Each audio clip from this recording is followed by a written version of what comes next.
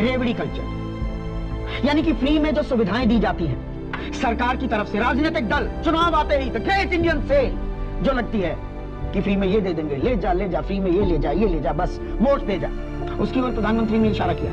फिर 31 जुलाई को बिजली संकट को लेकर भी प्रधानमंत्री ने कहा कि ये जो फ्री में बिजली देने का चलन हो गया है, इसके चलते आर्थिक सेहत गड़बड़ा गई है देश की, और खास राज्यों की। जितनी वक़्त नहीं है, जेब में जितने आने नहीं है, यानी कि पैसे नहीं है, उससे ज्यादा की प्रॉमिसेस, उससे ज्यादा के वादे कर दिए जाते हैं, और आने वाले वक्त के लिए ये कोई अच्छा सबब नहीं है।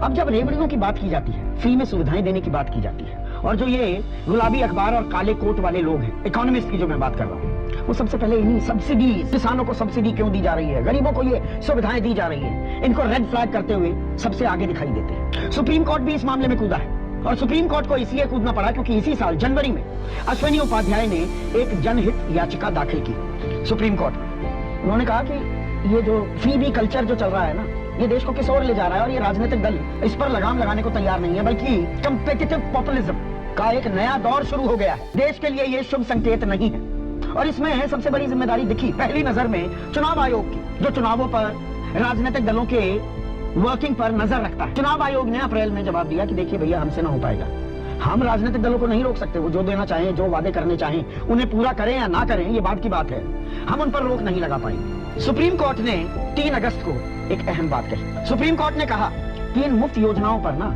एक विशेषज्ञ कमेटी बनाने की जरूरत है, और ये कमेटी में कौन कौन हो?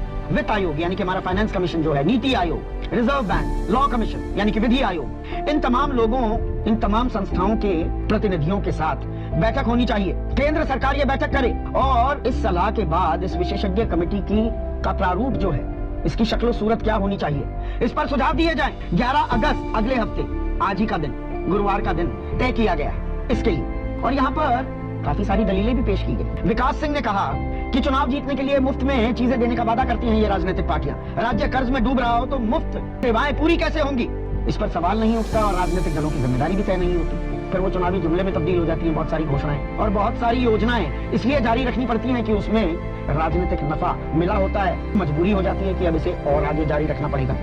तुषार मेहता जो देश के सॉलिसिटर जनरल है, उन्होंने कहा कि चुनाव आयोग इस पर फिर से विचार करे। विकास सिंह ने कहा कि आरबीआई से भी पूछा जाना चाहिए, यह वित्तीय अनुशासन का, फिस्कल डिसिप्लिन का मसला है। कपिल सिब्बल ने कहा संसद में भी तो इस बारे में बहस हो। तो मुख्य न्यायाधीश, देश के मुख्य न्यायाधीश एनवी रमन्ना ने कहा कि आजकल ऐसा लगता है हर कोई मुफ्त में ही चीजें पाना चाहता है, सुविधाएं सिर्फ अमीरों को ना मिले, बात गरीबों के कल्याण की हो तो समझा जा सकता है, अगर ये अनियमित नहीं हो सकता, कोई सीमा तो होनी चाहिए। अब दरअसल इस सवाल में एक और अहम बात छिपी हुई है, जो आज या बल्कि मैं कहूँ कल सुप्रीम कोर्ट के सामने नहीं आई। एक पुरानी कहावत है अंग्रेजी की, there are no free lunches in this world, मुफ्त में खाना कोई नहीं देता, और ना भारत सरकार या देश में या विश्व में कोई भी सरकार मुफ्त में कुछ नहीं देती, मुफ्त में कुछ होता ही नहीं। जो सरकार का बजट बनता है वो कहां से बनता है? सरकार के पास कोई जादुई चिराग थोड़ा है, नोट छापने की मशीनें हैं, पर वो भी, उसकी भी एक प्रक्रिया होती है। ये नहीं कि आपने धड़ल्ले से जितने नोट छापने चाहे छाप दिए, रुपये की कीमत 80 पे तो चली रही है, वो 800 पे पहुंच जाएगी अगर हम ऐसा करने लगे। दरअसल देश चलता है आप और मैं जो टैक्स देते हैं, और ये जब टैक्स की भी बात करते हैं, यहाँ पर भी एक भ्रांति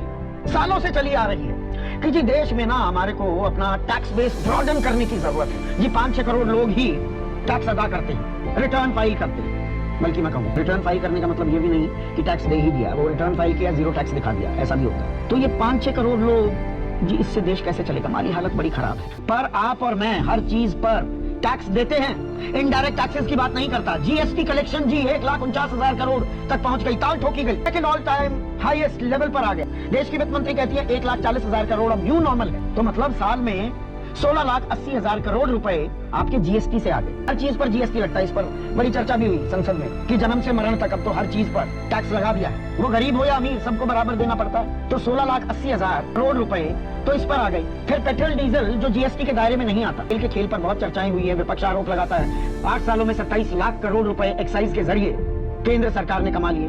तो मोटा मोटा गणित है, अभी थोड़ी एक्साइज घटी है, 3 लाख करोड़ रुपए आपके एक्साइज में आ गए। शराब की तो मैं अभी बात ही नहीं कर रहा, और डायरेक्ट टैक्स जो 14 लाख करोड़ आता है उसकी भी चर्चा नहीं करता। तो ये चीजें किस लिए दी? हम ये पैसा क्यों भरते हैं? कि हमें मूलभूत सुविधाएं तो मिले। 75 साल हम मना रहे हैं, वर्षगांठ मना रहे हैं, अमृत उत्सव मना रहे हैं, तो 75 साल बाद रोटी, कपड़ा और मकान, शिक्षा, स्वास्थ्य, साफ पीने का पानी, ये तो मिल जाना चाहिए था।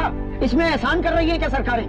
कोई सरकार हो, जो भी केंद्र सरकार आज तक रही है और जो राज्य सरकारें रही हैं और जो है, अरे भाई पैसा हम दे रहे हैं, तो आप अगर मुफ्त में पानी दे दो या बिजली दे दो, साफ पीने का पानी तो आज तक मिल नहीं पाया। हर कोई अपने घर में आरओ लगाता है, बिजली के लिए इन्वर्टर या बैकअप पर जाना पड़ता है। दिल पर हाथ रखकर बताइए आप में से कितने हैं लोग जो अपने आप को सक्षम मानते वो सरकारी स्कूल में अपने बच्चों को भेज रहे हैं? कितने नेता सरकारी स्कूल में अपने बच्चों को भेजते हैं? प्राइवेट स्कूल में दाखिले की होड़ क्यों लगती है? भगवान ना करे आपके घर में कोई बीमार पड़ जाए तो आप कहाँ लेकर जाते हैं? एम्स की बात नहीं कर रहा हूँ, इक्का दुक्का बड़े सरकारी जो अस्पताल है उनको छोड़ दो, तो आपकी पहली चॉइस प्रेफरेंस क्या होती है? ये बड़े बड़े 7 सितारा हॉस्पिटल्स जो बने हुए वहां पर क्यों जाते हैं? तो गरीब को गरीब रख के या सहूलियतों से महरूम रख के क्या राजनीतिक दल अपना चुनावी नफा नुकसान आंकते हैं कि चुनाव आएंगे तो बोलेंगे जी ये फ्री में दे रहे हैं, हम भी लपक कर लेने को तैयार हो जाते हैं। और प्राथमिक जिम्मेदारी किसकी है? दायित्व किसका है? ये we are after all a welfare state.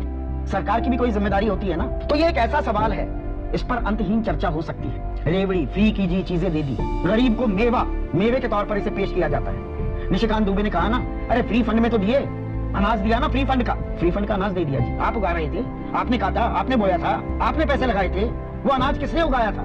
उसके पैसे कहां से आए? वो इस देश के लोगों का ही तो था।